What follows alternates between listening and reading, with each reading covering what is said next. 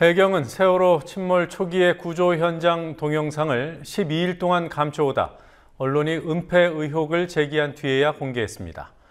동영상을 통해 구조 실패가 명확히 확인됐는데도 구조가 불가능했다, 최선을 다했다는 말로 일관해 왔습니다.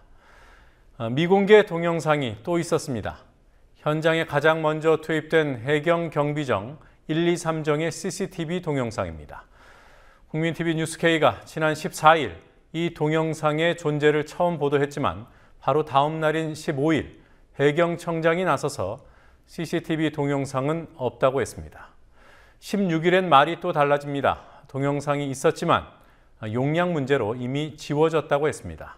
그리고 사흘 뒤인 바로 어제 CCTV 영상이 왜 안 없어지고 계속 남아있냐는 해경청장의 발언이 KBS 전파를 탔습니다. 이런 해경을 비호해온 집단이 있습니다. 청와대입니다. 대통령부터가 해경의 구조활동에 대한 비판까지 유언비어로 몰아붙였습니다. 청와대는 언론에 해경을 비판하지 말라고 압력을 넣었습니다. 그런 청와대가 해경 해체를 입안했고 대통령이 읽었습니다. 해경 해체 선언은 청와대만 구조하고 해경호를 침몰시키는 극약 처방입니다. 뉴스K 오늘도 세월호 관련 보도로 시작합니다.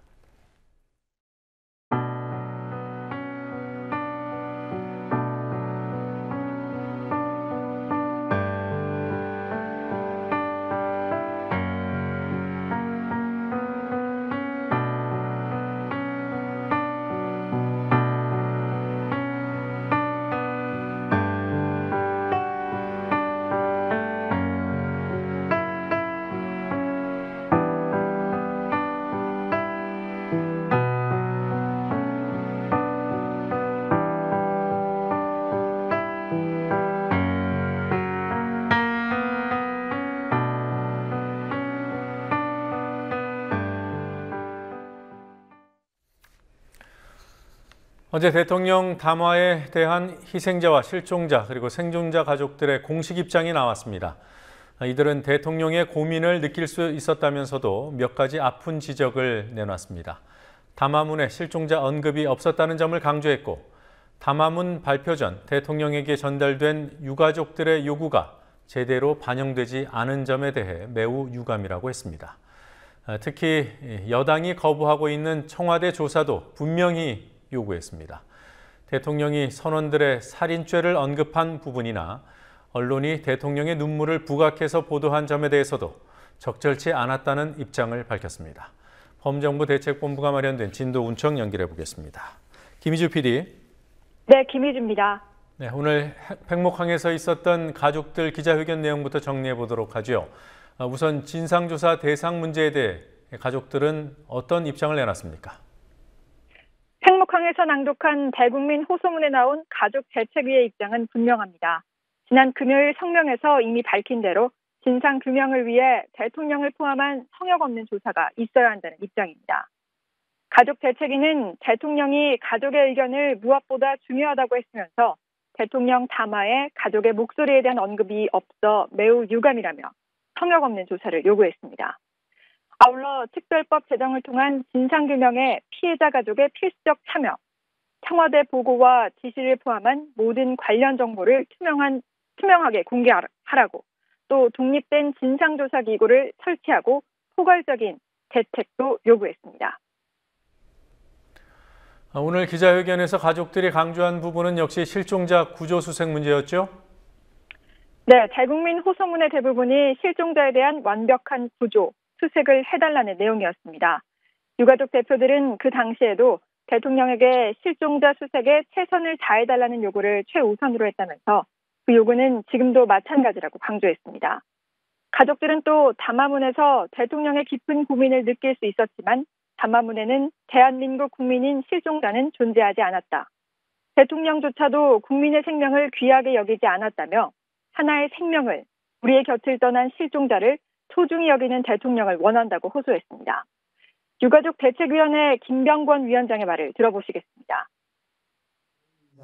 하지만 담화문에 아직도 남아있는 17명의 실종자들이 대한민국 국민이라는 사실을 우리는 단 한마디도 찾을 수 없었습니다.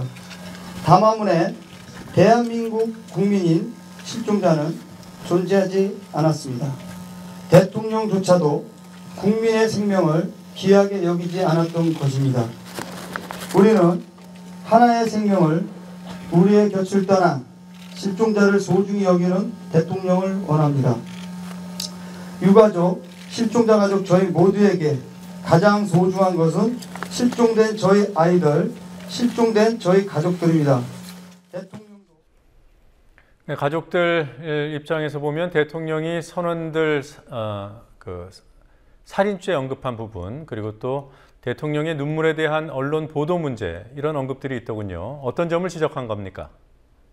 네, 가족들은 박 대통령에게 살인죄로 단죄하겠다는 태도가 아니라 각자의 위치에서 본연의 책임을 지게 하는 리더십으로 이 나라를 이끌어주길 희망한다고 강조했습니다. 또 오늘 아침 신문에서 박 대통령이 눈물을 흘리는 모습이 보도된 것을 봤지만 대통령 담화를 전면 보도하는 언론들이 잊어버린 것은 우리 부모를 기다리는 세월호에서 아직도 절규하며 신음하고 있는 아이들의 눈물이라고 지적했습니다. 팽목항 기자회견 후에 가족들이 바다를 향해서 이름을 불렀습니다. 17명의 실종자 이름이었나요? 네, 실종자 가족과 대책위는 바다를 향해서 17명의 실종자 이름을 3번씩 부르면서 보고 싶다, 집에 가자라고 외쳤습니다.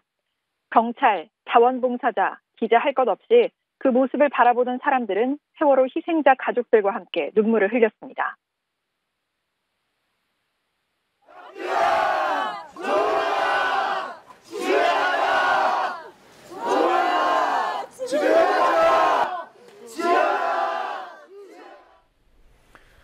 네, 오늘 가족들 기자회견 후에 아무래도 대책본부가 실종자 수색에 관한 입장을 내놨을 것 같은데요.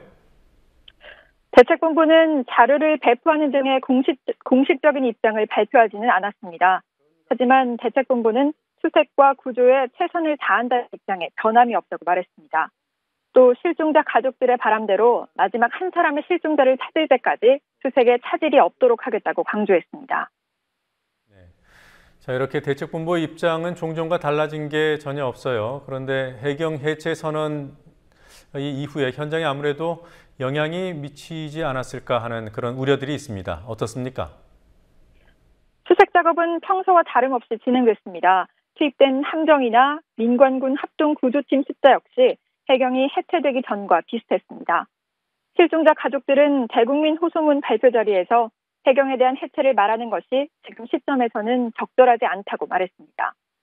가족 대책위는 또 수색에 차질이 생기지 않도록 국민 모두 해경에게 아낌없는 박수를 보내줘야 한다고 언급했습니다. 하지만 오늘은 실종자 수습 소식은 없었습니다. 사고 발생 35일째인 오늘 실종자는 17명, 희생자는 287명입니다. 구조팀은 내일 첫 정조 시간인 자정쯤 야간 수색을 계획하고 있습니다.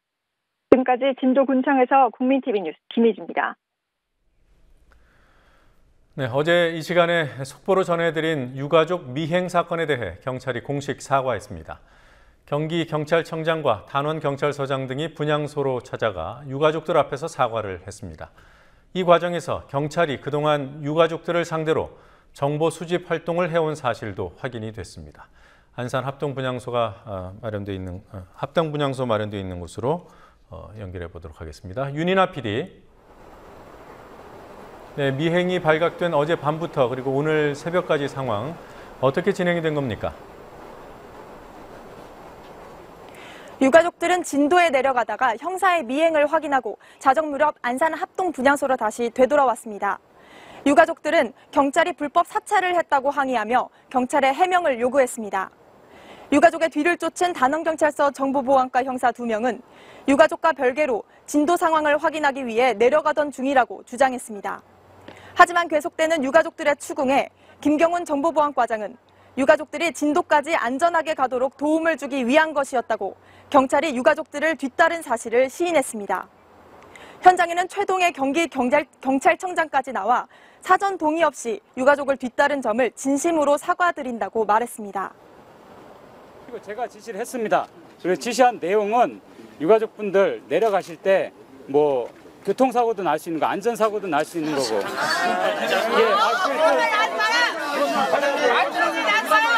예, 말씀드리겠습니다. 앞으로 근데 어떠한 경우가 있더라도 유족분들이 동의하지 않는 한 우리 사복경사 활동은 하지 않겠습니다. 항상 근데 유족 대표분들의 의견을 구해서 그분이 동의하는 경우에만 저희들이 보호 활동을 하도록 그래 하겠습니다. 네, 조금 전에 나왔던 경찰은 김경훈 정보보안과장이었고요. 그리고 조금 전에 나왔던 경찰은 최동해 경기경찰청장이었습니다. 자, 전북 고창의 한 휴게소에서 벌어진 일인데요. 그 발각이 됐을 때 형사들과 유가족들 사이에 혹시 실랑이가 있었습니까? 한 형사는 유가족에게 신분이 들킬 위기에 처하자 나는 경찰이 아니라고 거칠게 항의하면서 그러는 당신은 유족이 맞냐고 되물었습니다. 또 한 명의 경찰은 유가족에게 왜 팔을 치고 가냐며 시비를 걸기도 했다고 합니다. 유가족들이 휴게소에서 미행 형사를 적발할 수 있었던 것은 기억력 때문이었습니다.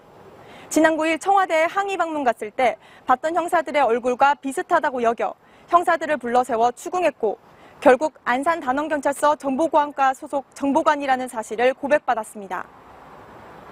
네. 자, 오늘 유가족들이 이 문제에 관해서 별도로 밝힌 입장이 있었는지요? 오늘 안산에서는 별도의 입장 표명은 없었습니다. 진도 팽목항에서 가족들이 호소문을 낭독한 후에 대책위의 법률 대리인 배희철 변호사의 간략한 입장 표명이 있었습니다. 배 변호사는 박근혜 대통령의 사과가 있던 날에 유가족에 대한 경찰의 미행이 있었던 점을 지적하며 불법 사찰이 유가족과 실종자 가족에 대한 예의인지 묻고 싶다고 말했습니다. 네, 이거 단순히 예의에 관한 문제는 아닌 것 같고요. 유가족들은 불법 미행이라고 하지 않습니까? 경찰은 또 이에 대해서 불법은 아니다 이런 입장이던데요. 누구 주장이 맞습니까? 경찰이 자신의 소속을 밝히지 않고 유가족의 뒤를 몰래 쫓은 것으로 명백히 불법이라는 게 법률 전문가들의 판단입니다. 유가족 법률 대리인을 맡고 있는 황필구 변호사는 범죄 혐의가 없음에도 신분을 감추고 유가족을 미행한 점은 경찰관 직무집행법 위반이라고 말했습니다. 경찰가 아니라고 말씀드렸습니다. 네, 그리고 또 뭐라 하셨습니까? 그 말 책임집니까? 경찰가 아니라고 말씀드린 건 제가 순간 너무 당황해서 그건 아니지. 그래서 물어본 거다. 제가 경찰관이라고 신분을 밝히면 유족분들이 너무 격앙을 하실 것 같아서 그때는 그렇게 말씀을 드렸습니다. 자기가 일단 그냥 이렇게 신분이 드러나면은 그 자기 직속 상관 그 정보 보안과장이나 이런 사람한테 불이익을 줄까 싶어갖고 직원이 좀 당황했던 것 같습니다. 그건 정말 잘못된 것 같습니다. 사찰이라고 볼 수는 없다고 생각합니다. 저희가 미리 말씀을 못 드렸는데요. 사전에 당연히 말씀을 드렸어야 됩니다. 속칭 말하는 미행이 되려고 하면은 그분의 어떤 불이익을 주기 위해서 다른 간격은 미행으로 저는 봅니다. 그런데 저분들이 그냥 이렇게 절차는 잘못됐지만은 그런 불이익을 줄 마음은 없었습니다. 그래서 나쁜 의도가 없으면 경찰은 아무나 뒤를 쫓아다녀도 되나요? 아무나는 아닙니다. 저희들이 보호해야 될 분들입니다. 정말로 근데 보호해야 될. 네. 일회성 미행이 아니라는 점에서 문제가 더 클 것 같은데요. 그동안 정보 수집 활동을 계속해왔다는 사실, 경찰이 공식적으로 시인한 겁니까? 네, 그렇습니다. 김경훈 단원경찰서 정보과장은 유가족을 대상으로 정보 수집을 해온 사실을 인정했습니다. 김 과장은 유가족과 관련해 치안과 관련된 사항은 파악해야 할 부분이 있다고 밝혔습니다. 유가족들은 떳떳한 정보 활동이라면 그동안 수집한 정보를 공개하라고 요구했지만 최 청장은 경찰 창설 이래 공개한 적이 없다고 거부했습니다. 황필규 변호사는 유족들을 미행했던 형사가 정보보안과 소속 보안계 직원이라는 점도 문제라고 말했습니다. 주민들의 애로사항을 파악하고 주민들을 보호하는 업무는 정보보안과의 업무는 아니거든요. 정보과는 엄연히 범죄 혐의에 대한 정보 수집이나 범죄 혐의자에 대한 동향 파악의 업무를 하는 곳이거든요. 그 작성된 보고서 중에서 가족분들과 관련된 내용을 공개할 용의는 있으십니까? 근데 그 공개 자체가 지금까지 어떤 그런 정보사항 보고에 대해서 공개한 적이 없습니다. 국회에서 그냥 요구하는 경우에도 정보사항 보고는 저희들이 공개하지 않습니다. 그거 좀 이해해 주시기 바랍니다. 정보 보고서는 근데 그 열람을 다 파기하도록 돼 있습니다. 만약 국회에서 요구하는 경우에도 전산화 다 돼 있다고 그러셨는데요? 국회에서 요구하는 경우에도 정보 보고서를 직접 주지는 않습니다. 아니, 근데 아까는 전산화돼 있다라고 그러셨고 지금 또 파기 전산화돼 있나? 전산화돼 있지만 그게 금방 지워 삭제가 됩니다. 얼마 네. 뭐 유가족들 보호하기 위해서 따라다녔다, 정보 수집 활동을 했다고 하는데 공개할 수 없는 민감한 사안이라는 얘기까지 하니까 이거 뭐 앞뒤가 좀 안 받는 것 같아요. 자, 다른 소식 알아보도록 하죠. 언론노조 KBS 본부, 흔히 KBS 새노조라고 합니다만 이들이 오늘 분향소를 방문했다던데요. 네, KBS 새노조가 오늘 안산 합동 분향소를 방문해 새로운 KBS를 위해 싸우겠다고 말했습니다.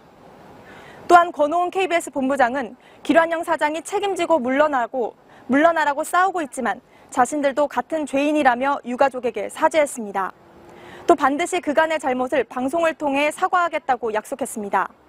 이에 한 유가족은 MBC 기자들의 사과는 거부했지만 KBS를 2차례나 받아준 이유는 KBS가 공영방송이고 자정 노력을 해줄 것을 기대하기 때문이라고 말했습니다. 지금까지 안산합동 분향소에서 국민TV 뉴스 윤인아입니다. 검찰이 해경 구조 실패 부분을 수사할 별도의 팀을 꾸렸다고 밝혔습니다. 국민TV 취재 결과 그 주체는 그동안 해경과 함께 합동수사본부를 구성해 활동해온 목포지청이었습니다. 대통령은 구조 실패의 책임을 물어 해경을 해체하겠다고 했지만 이미 한 달 동안 손을 놓고 있었던 검찰이 뒤늦게 빼든 수사 카드는 수위 조절 정도가 아닌가 의심스럽습니다. 반면 행방도 못 찾고 있는 유병언 전 세모그룹 회장에 대해서는 3,000명이 넘는 경찰 병력을 동원했습니다. 인천지검에 나가 있는 취재 PD 연결합니다. 곽보아 PD. 네, 곽보아입니다. 네. 해경에 대한 감사원 조사 상황부터 물어보도록 하죠. 지금 해경에 대한 감사원 조사는 주로 어떤 부분에 대해 이루어지고 있습니까? 네, 주로 초동 대처 부분입니다. 감사원은 초동 대처에 실패한 목포 해경과 서해 해경청 상황실 관계자를 불러 사고 신고 접수 과정에 문제가 없는지를 조사하고 있습니다. 특공대 투입 지연 등에 대해 밝혀내기 위해 경비 관련 직원들도 소환한 것으로 알려졌습니다. 자, 검찰도 수사팀을 꾸렸다는 보도가 있었는데요. 그럼 해경에 대한 감사원 조사 그리고 검찰 수사 동시에 진행이 되는 겁니까? 네, 감사원 조사는 진행되고 있지만 검찰 수사가 진행되고 있는지는 미지수입니다. 검찰 관계자는 목포지검에 해경을 배제하고 검찰 내부 별도의 수사팀을 꾸렸다고 말했지만 아직 해경에 대한 수사가 진행되고 있지는 않은 것으로 보입니다. 대검찰청 관계자는 범죄 혐의가 확인되면 조사에 나설 계획이라고 말했습니다. 수사본부 관계자는 해경 감사만으로 구조 실패 문책이 끝나는 것이 아니냐는 지적에 감사는 행정처분을 전제로 기관의 대응이 잘못됐나 살피는 것이고 수사는 형사처분을 전제로 범죄 행위에 대해 살피는 것이기 때문에 좀 겹칠 수 있어도 감사로만 끝날 수 있는 문제가 아니라고 말했습니다. 감사원 관계자도 감사원과 검찰은 권한이 다르기 때문에 감사와 별개로 수사가 진행될 것으로 알고 있다고 말했습니다. 목포지청이 해경 수사를 맡는다는 게 좀 의아합니다. 관할 때문인가요? 네, 기본적으로 관할 때문인 것으로 추정되지만 정확한 이유는 밝히지 않고 있습니다. 검찰은 해경 수사에 대해선 유독 말을 아끼고 있습니다. 해경 소환 계획이나 수사 진행이 미진하다는 문제를 제기하면 수사를 안 한다는 말은 안 하지 않았냐는 말만 되풀이할 뿐 구체적인 내용에 대해선 말하지 않고 있습니다. 수사 진행 상황을 말하면 해경이 다 대비하지 않겠냐는 이유를 대는데 승무원들의 수사 상황에 대해서는 사고 초기 하루 2번 정례 브리핑을 열어 소환 내역과 수사 내용을 적극적으로 알리던 모습과는 180도 다른 모습입니다. 검찰은 아직 해경 관계자에 대한 신병 확보도 하지 않은 상태입니다. 목포지청 수사팀이 해경 수사를 맡게 되면서 해경과 함께 수사본부에서 일하던 검사들이 제대로 수사할 수 있겠냐는 지적이 계속되고 있습니다. 자, 오늘 유병언 전 세모그룹 회장의 영장실질 심사가 있었지만 유 전 회장 역시 나타나지 않았습니다. 이에 대해서 검찰은 뭐라고 하고 있습니까? 네, 인천지검 유씨1과 비리수사팀장인 김혜종 2차장 검사는 유 전 회장이 영장실질심사에도 불출석하자 법관의 건의마저 존중하지 않고 불출석한 것은 대한민국의 법률을 전면 무시한 용납할 수 없는 행태라고 입장을 밝혔습니다. 하지만 이제까지 유씨 일가 검거에 실패할 때마다 검찰이 써오던 표현과 크게 다르지 않아 정보력 부재 논란에 직면한 검찰의 위기감이 고스란히 표출되고 있습니다. 자, 지금까지는 금수원에 머물고 있는 것으로 알려졌습니다만 유 전 회장이 이미 금수원을 빠져나간 게 아니냐는 보도가 나오고 있더군요. 검찰이 그렇게 보고 있는 겁니까? 네, 그렇습니다. 검찰은 유 전 회장이 최근 금수원 밖으로 빠져나가 서울 등 신도 집에 응신하고 있을 가능성이 높은 것으로 판단하고 있다고 밝혔습니다. 검찰은 어제 유 전 회장이 금수원 인근의 별장으로 보이는 요양원에 머물고 있다는 제보를 받고 급습했으나 소재를 확인하지 못했습니다. 다만 이곳의 냉장고 안의 음식물 보존 상태와 방안 상태 등에 비춰 최근까지 유 전 회장으로 추정되는 사람이 머물러 있다가 지난주 금수원 토요 예배를 전후로 이곳을 빠져나간 것으로 보고 있습니다. 지난주 토요일이면 검찰이 대대적으로 경찰 병력을 동원해 탐문 탐색을 강화한다고 밝혔을 때입니다. 수사에 착수하고도 피의자를 놓친 것도 모자라 유 전 회장이 인근에 머물고 있다는 정보도 제보를 통해 안 겁니다. 검찰은 금수원에 유 전 회장이 없다고 보는 상황에서 금수원 강제 진입 여부에 대해서는 아직까지 확정된 방침은 없다며 필요한 조치는 모두 신중하게 검토할 것이라고 말했습니다. 국세청이 유 전 회장 일가의 부동산을 압류했다고 하더군요. 아무래도 대통령 담화 때문이겠죠? 네, 대통령 담화 내용과 관련이 있을 것으로 보입니다. 국세청은 세월호 실소유주로 지목된 유 전 회장 일가의 조세포탈 혐의와 관련해 서울 연북동 자택 등 총 200억 원대에 이르는 부동산 9점을 압류했습니다. 국세청의 족촉에도 유 씨 일가가 세금을 체납하자 서초세무서는 세금을 체납했다는 것을 증명하는 서류를 어제 법원에 제출했고 법원은 등기소에서 서류를 심사한 뒤 당일 즉시 압류 허가를 내줬습니다. 통상 세무서에서 압류 등기를 맡길 경우 법원은 그 다음날 등기를 내주지만 이번엔 당일에 바로 허가가 났습니다.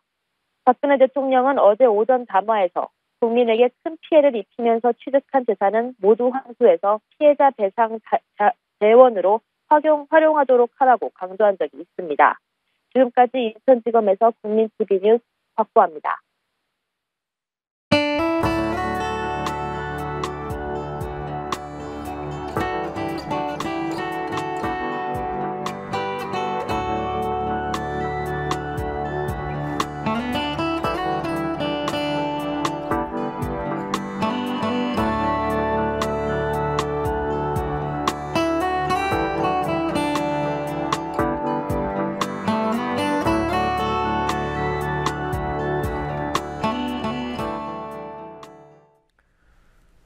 박근혜 대통령은 어제 특검, 진상조사 등 필요한 모든 조치를 수용하겠다고 했습니다.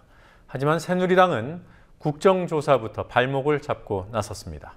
청와대는 국정조사 대상이 될 수 없다는 입장이라고 합니다. 대통령 담화에서 청와대 책임이 단 한마디도 언급되지 않았던 것이 일종의 지침이 아니었나 하는 지적이 나옵니다. 국회 취재하고 있는 김진희 PD 연결해서 알아보도록 하죠. 김진희 PD. 네, 김진희입니다. 담화의 효력이 하루를 못 간다는 생각이 듭니다. 세월호 국정조사는 요구서 제출도 못한 거죠? 네, 오늘 보고할 예정이었던 세월호 국정조사 요구서가 제출되지 않았습니다. 새정치민주연합은 조사 대상에 청와대를 포함시킬 것을 주장했지만 새누리당이 받아들이지 않아 요구서 문구를 확정하지 못했기 때문입니다. 어제부터 성역 없는 조사를 강조해온 민주연합 측은 대통령을 포함해 청와대의 지휘체계가 진상조사의 핵심이라고 주장했습니다. 그러나 새누리당은 야권의 정치 공세라고 일축했습니다. 여야는 내일 본회의에 국정조사 요구서를 보고하기 위해 추가 협상을 벌일 예정이고 보고 후에는 국정조사 특위를 구성해 조사 범위와 대상, 기간 등을 담은 계획서를 27일 본회의에서 처리할 방침입니다. 현직 대통령을 조사해야 한다는 데 대해서도 도저히 이해가 가지 않아서 국정조사 요구서의 조사할 범위와 대상에 보니까 계속적으로 청와대를 두 차례나 언급하면서 개인적으로는 청와대 NSC까지는 조사 대상이라고 하더라도 청와대 전체를 조사하겠다라는 그 야당의 주장은 도저히 이제 제가 수긍할 수 없어서 아직까지 합의가 되지 않고 있습니다. 국민들은 초반 72시간 동안 어떠한 보고 체계가 있었길래 이렇게 단 한 명의 생명도 구하지 못했는지에 대해서 울분을 토하고 있습니다. 성역 없는 진상조사의 의미는 대통령을 험찍 내겠다는 것이 아니라 청와대 보고, 지휘 체계를 점검하자는 것입니다. 이 부분의 진상조사가 제대로 이루어지지 않으면 또 이와 같은 참사가 재발될 수 있습니다. 네, 본회의장에서는 대정부 긴급 현안 질의가 있었죠. 어떤 요구들이 나왔습니까?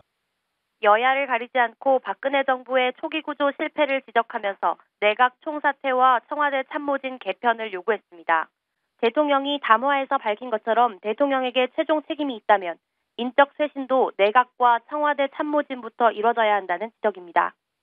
특히 사고 직후 보고를 받고도 경찰 간부 후보생 졸업식에 참석해 기념사진까지 찍으며 현장 방문을 지체한 강병규 안전행정부 장관에 대한 사퇴 요구가 거셌습니다.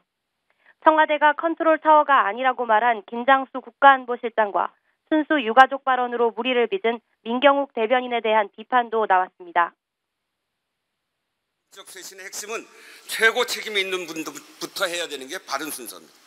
청와대는 컨트롤타워가 아니라고 하는 김장수 안보실장, 이 대형 참사에도 잘 좀 봐달라고 언론 길들이기에 나서는 이정현 홍보실장, 라면 장관을 옹호하고 순수 유가족 발언으로 유가족 가슴에 비수를 꽂은 청와대 민경욱 대변인 등을 비롯해서 임무를 방기한 김기춘 청와대 비서실장 등 이런 분들이 책임져야 하고, 그리고 정부에서도 경찰대 졸업식을 웃으면서 사진 촬영하고 대통령이 중대본 방문한다고 진도 현장을 비우고 의전에 올라간 강병두 장관을 비롯한 총리, 이런 분들 다 책임져야 합니다. 국정원이 세월호 사고를 TV방송을 보고 알았다고 주장하고 있는데요. 오늘 정홍원 국무총리는 다른 대답을 했더군요. 정홍원 총리는 국정원이 세월호 선원으로부터 전화로 사고를 보고받은 것으로 알고 있다고 말했습니다.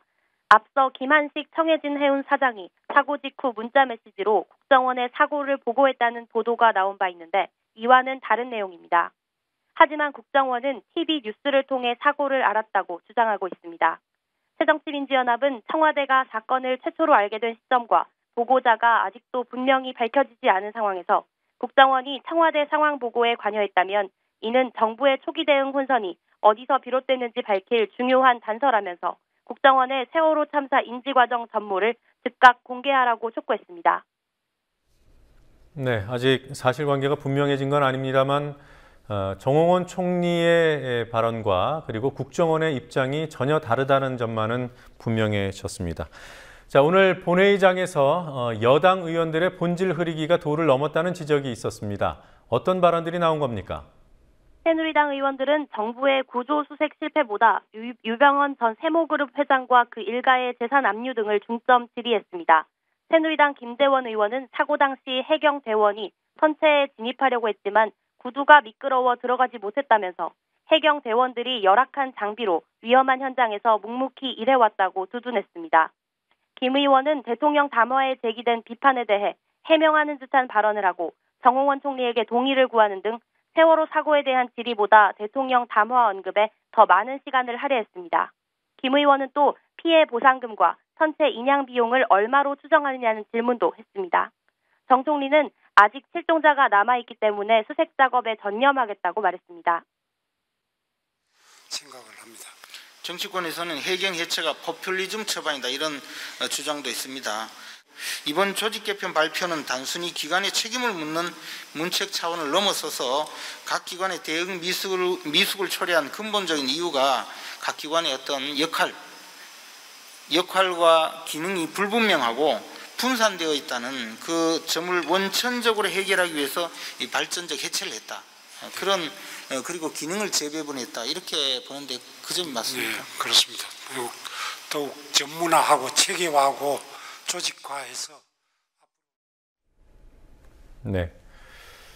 자, 어제 대통령이 말한 국가안전처 신설도 결국 국회가 관련법을 통과시켜줘야 가능한 문제 아니겠습니까? 여야는 이 문제 어떤 입장입니까?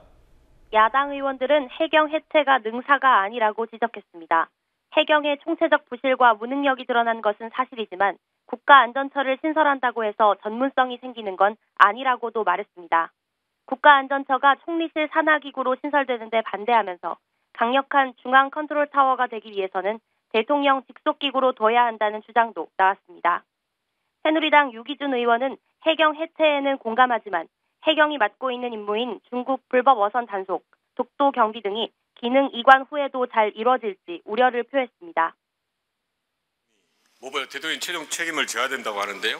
그런데 이번에 국가안전처 신설을 하면서 이걸 총리 직속으로 하는 것은 기본적으로 이번 사건도 포함해서 또 앞으로 이런 사건에 대해서 대통령이 책임을 회피하게 보이는데 저는 맞지 않다.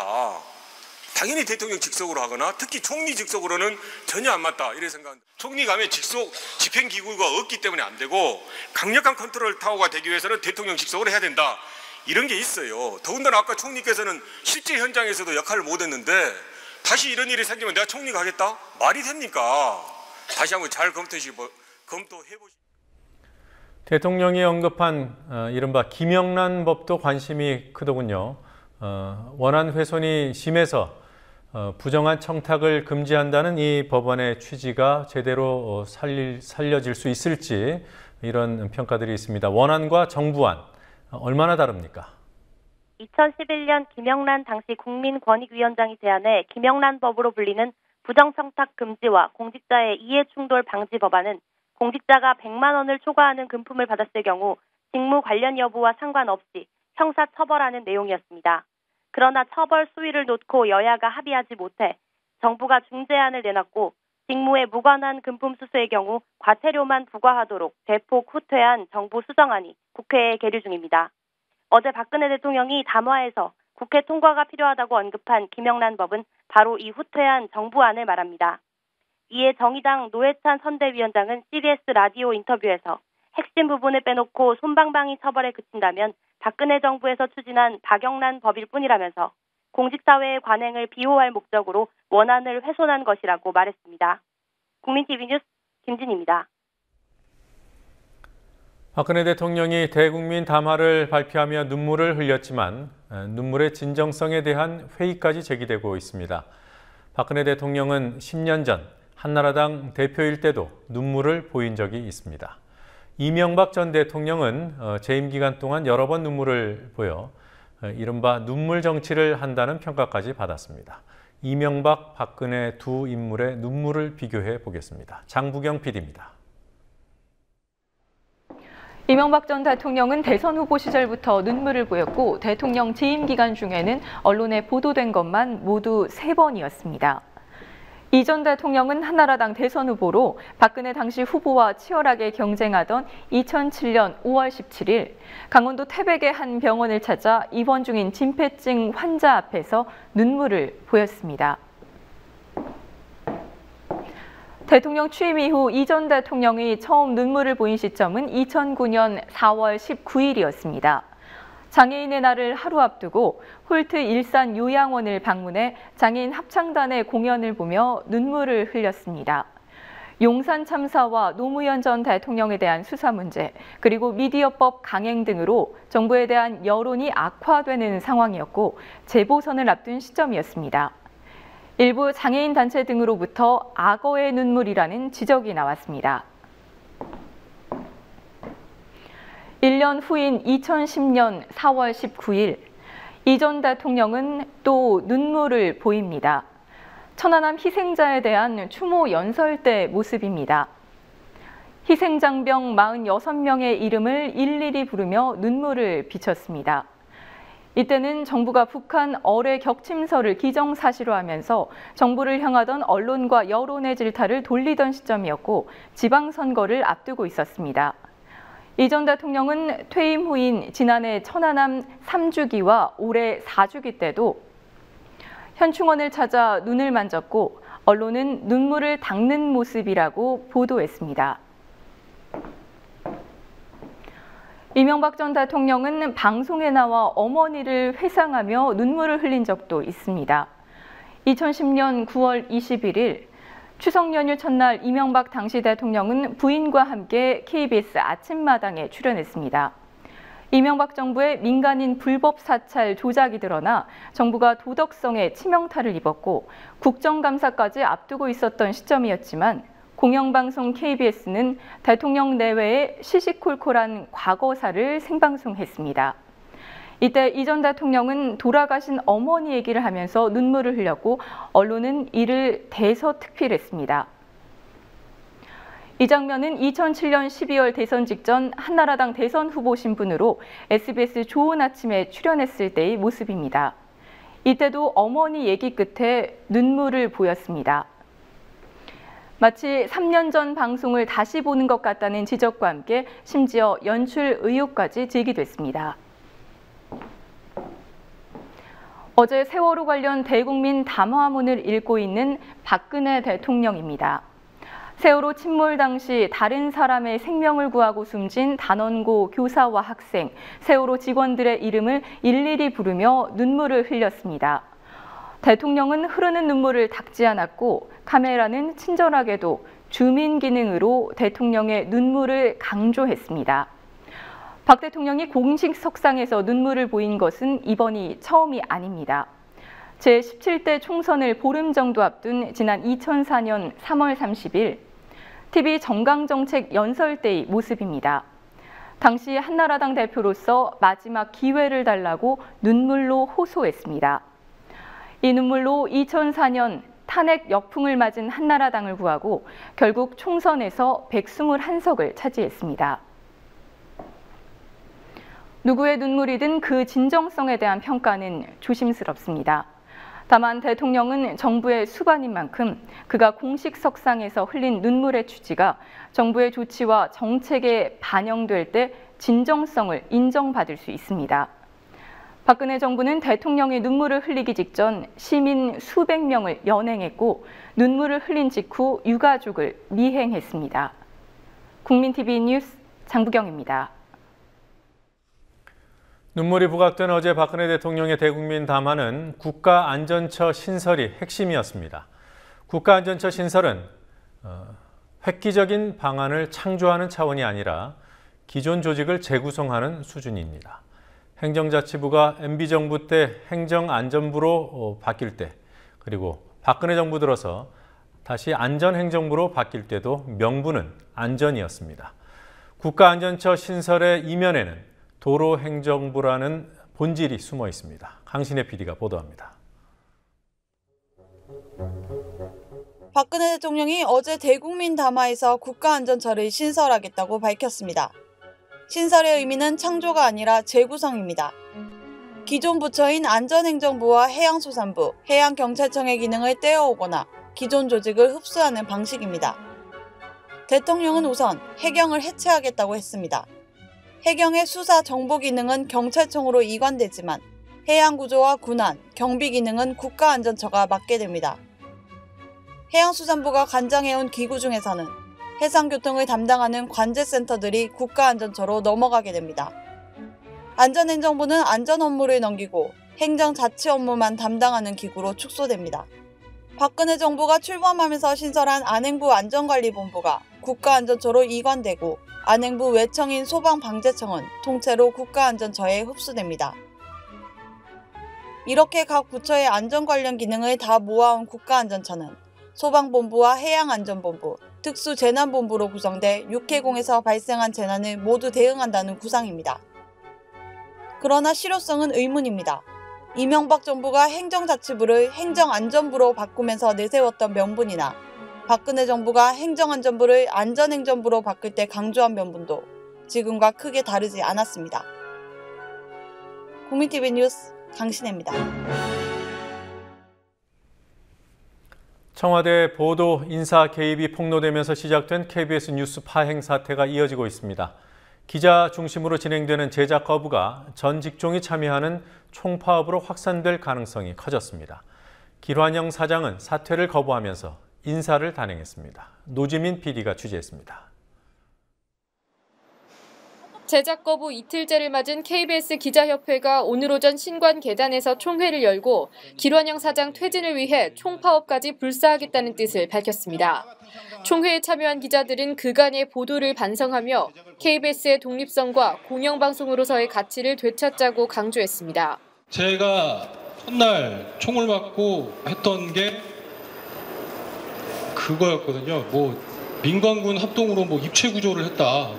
500명이 투입됐고 함정이 수십 척이 동원됐고 이런 거였는데 사실은 하면서도 이게 사실 그때 너무 정신없었기 때문에 이게 맞는 건가라는 의문을 가질 겨를도 없었고요. 근데 나중에 저 스스로도 좀 의문이 가지게 되는 것도 사실이었고 좀 부끄러웠던 것도 사실이었고요. 청와대에서 오는 압력이라는 것은 공영방송이기 때문에 굉장히 오랫동안 지속되었던 압력들이 있었던 게 현실이고, 그러나 그것을 보도본부가 어떻게 막아내고 또 우리가 그걸 시스템으로 어떻게 막아낼 것이냐의 문제는 또 다른 문제로 남거든요. 지금도 길사장 나가더라도 그 문제는 또 남는다고 생각합니다. 그런 의미에서 굉장히 취약해진 한 2년 제가 그냥 딱 자르면, 근데 그런 것들에 대해서 사실 기자협회도 많은 거 못했고 노조도 마찬가지로 제대로 못했다고 생각해요. 그리고 부장들도 당연히 못했고 저희들도 못했고, 그런 의미에서 굉장히 자괴감도 많이 들었었던 상황이고, 근데 이제는 그걸 끝내야 할 시기라고 생각하고. 오늘 아침부터 뉴스광장 출연을 중단한 박유한 앵커는 KBS 구성원들의 동참을 호소했습니다. 상대가 있는 싸움이기 때문에 우리가 짧게 할 수는 없겠습니다만 그래도 짧게 하는 방법이 저는 하나 있다고 생각을 합니다. 같은 마음으로 이 자리에 와 있으니까요. 직급이든 기수든 뭐든 상관없이 일노조든 이노조든 상관없이 어려운 결정들이 이제 앞으로 계속 나올 텐데요.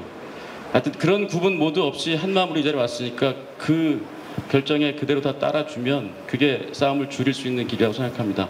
앵커 일부가 제작 거부에 동참하면서 KBS 뉴스는 단독 앵커가 진행하고 시간도 단축되는 등 파행을 빚고 있습니다. 기자협회는 오후 별도 총회에서 세월호 유가족과 실종자 가족을 위한 최소한의 인력은 제작 거부에서 제외하고 내일 다시 결의대회를 열기로 결정했습니다. 길 사장 퇴진 요구는 직군을 막론하고 거세지고 있습니다.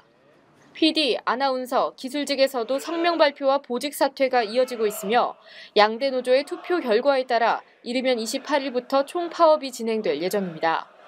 KBS의 야당 측 이사 4명이 어제 길 사장 해임제 청안을 제출한 사실이 오늘 확인되기도 했습니다.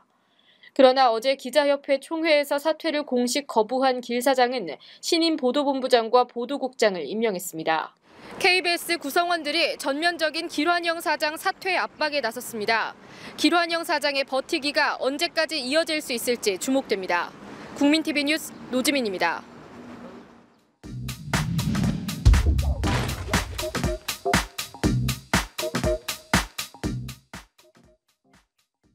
저는 이런 분들이야말로 우리 시대의 진정한 영웅이라고 생각합니다. 앞으로 희생자들의 넋을 기리고 안전의 중요성을 되새기기 위해 충업일을 건립하고 4월 16일을 국가 안전의 날로 제정할 것을 제안합니다.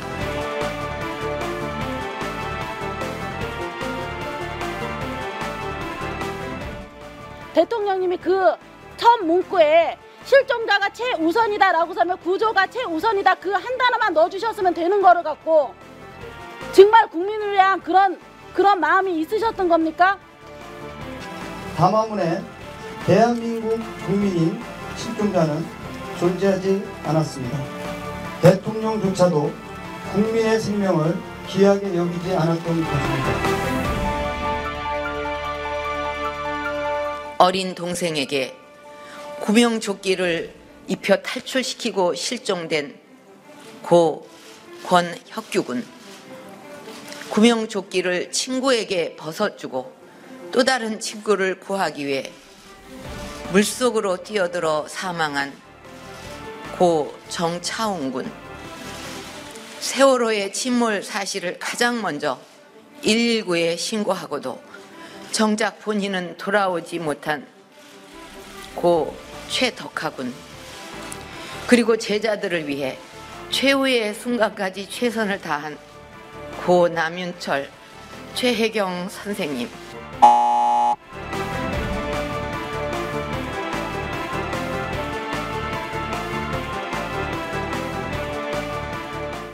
마지막까지 승객들의 탈출을 돕다 생을 마감한 고 박지영, 김기호, 정한선님.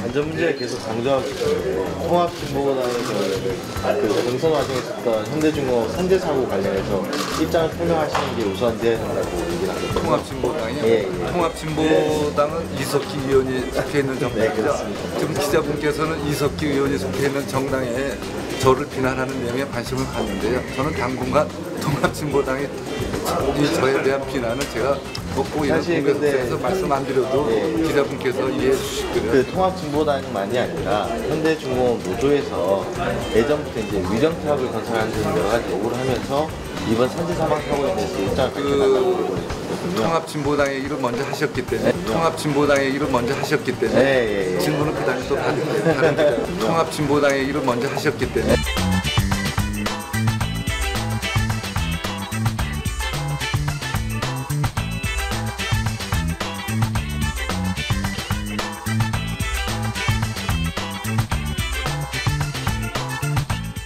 저는 우리 사업의 경제 발전에 정말 크나큰 역할을 한 세대가 있다고 생각합니다. 50년, 50대에 계시는 베이비부머 세대라고 생각하는데요. 저도 사실 베이비부머 세대의 한 사람입니다.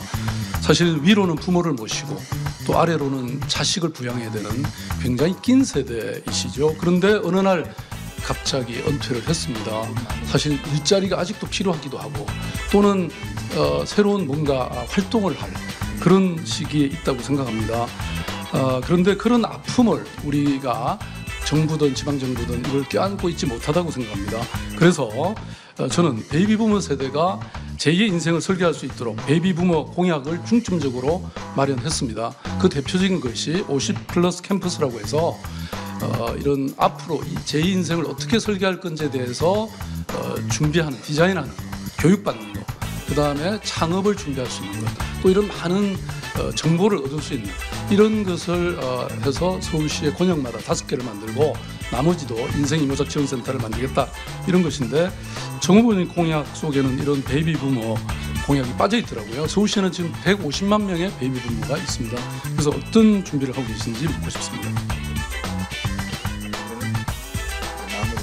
아닙니다. 지금 아직 박 후보님께서 주도권 토론할 계십니다. 지금 아직 3분 남았습니다. 베이비 부모가 이제 많은 분들의 이제 쓰는 표현인데요. 저는 개인적으로 그런 영어 표현 자체 전 별로 안 좋아해요. 아름다운 우리말이 많이 있는데 베이비 부모란 단어 자체가 미국서 나온 말이고요. 베이비 부모란 단어 자체가 미국서 나온 말이고요. 베이비 부모란 단어 자체가 미국서 나온 말이고요.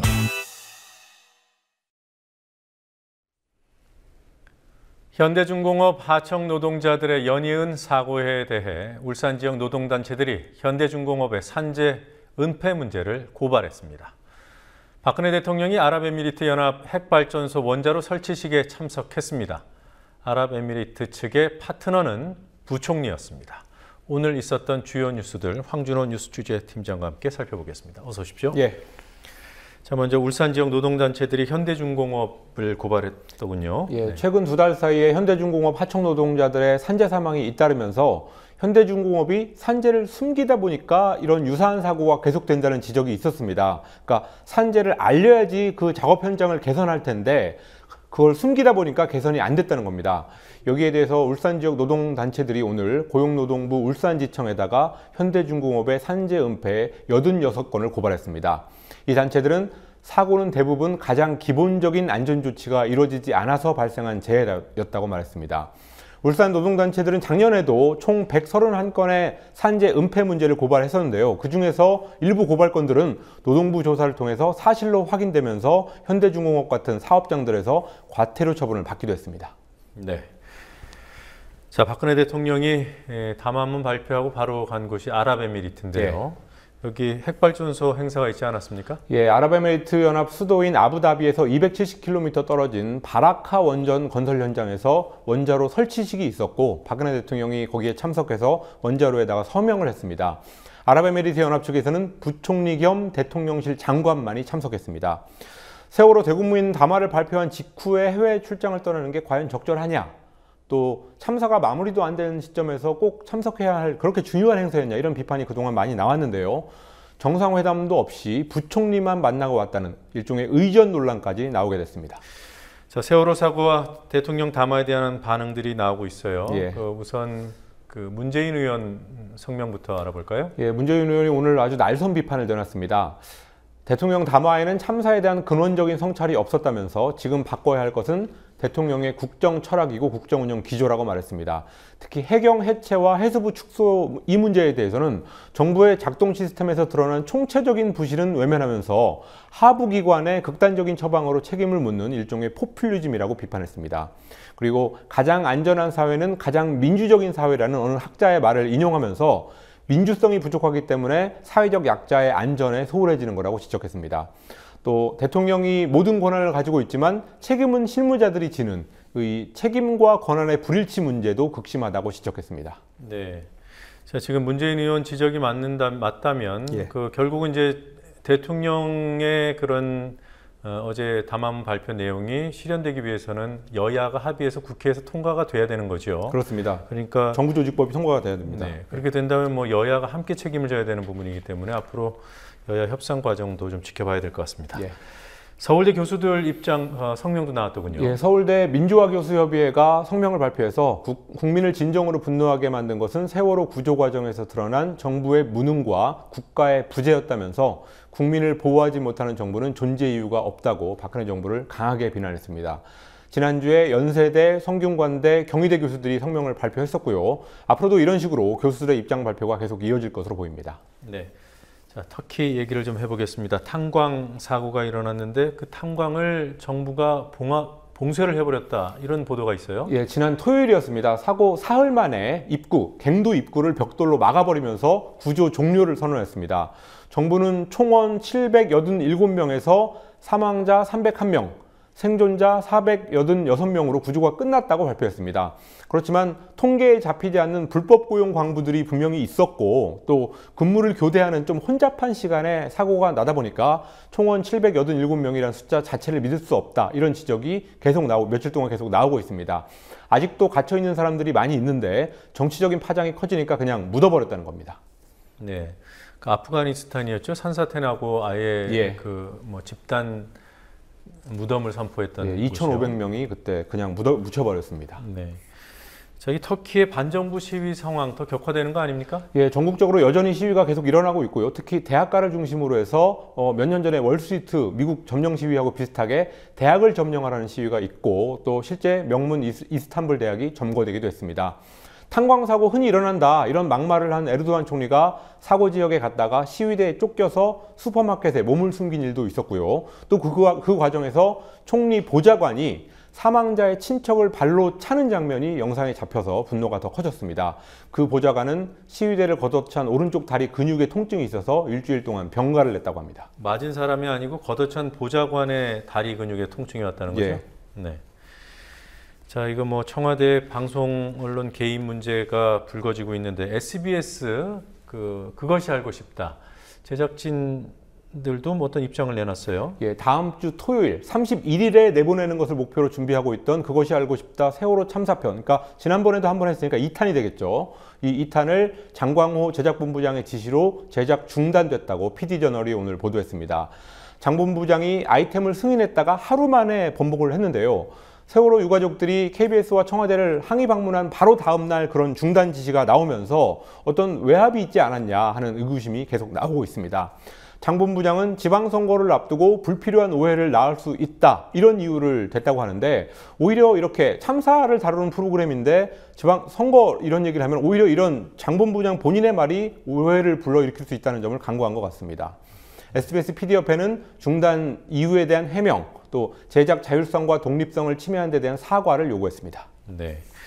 자, 이 밖에 오늘 있었던 또 다른 뉴스들 소개해 주실까요? 친일과 독재를 미화한 교학사의 한국사 교과서를 쓴 권의영 한국학중앙연구원 교수가 이달 초에 이 연구원의 상징적인 보직인 한국학대학원장에 임명된 사실이 뒤늦게 확인됐습니다. 연구원은 이 사실을 외부에 밝히지 않았습니다. 새정치민주연합 광주시장 후보 전략공천에 항의하면서 안철수 공동대표가 탄차를 막고 소란을 피웠던 광주 지역 당원들에 대한 구속영장이 기각됐습니다. 평양 아파트 붕괴 사고와 관련해 대한적십자사 총재 명의의 위로 통지문이 북한의 조선적십자사 앞으로 오늘 보내졌습니다. 많은 인명피해가 발생한 것을 안타깝게 생각하면서 깊은 위로를 표한다는 내용이 담겨 있었습니다. 네, 자, 오늘 여기까지 듣도록 하겠습니다. 수고하셨습니다. 예.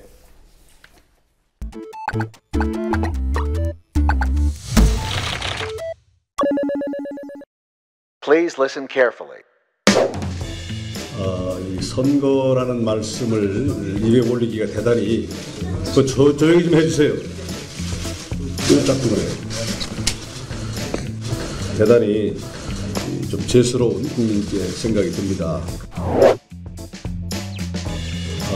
이 선거라는 말씀을 입에 올리기가 대단히 조용히 좀 해주세요. 짝꿍을 대단히 좀 죄스러운 국민께 생각이 듭니다. 말씀이 대단히 좀스러운 선거 대가. 좀 조용히 단죄해 주세요. 왜 그래? 국민께 자꾸 기어올라. 저 입 그을리는 생각이 듭니다. 히? One more time.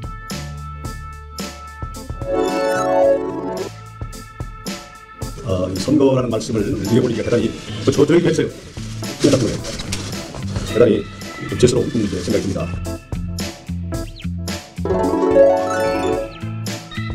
말씀이 대단히 좀스러운 선거 대가. 좀 조용히 단죄해 주세요. 왜 그래? 국민께 자꾸 기어올라. 저 입 그을리는 생각이 듭니다. 히?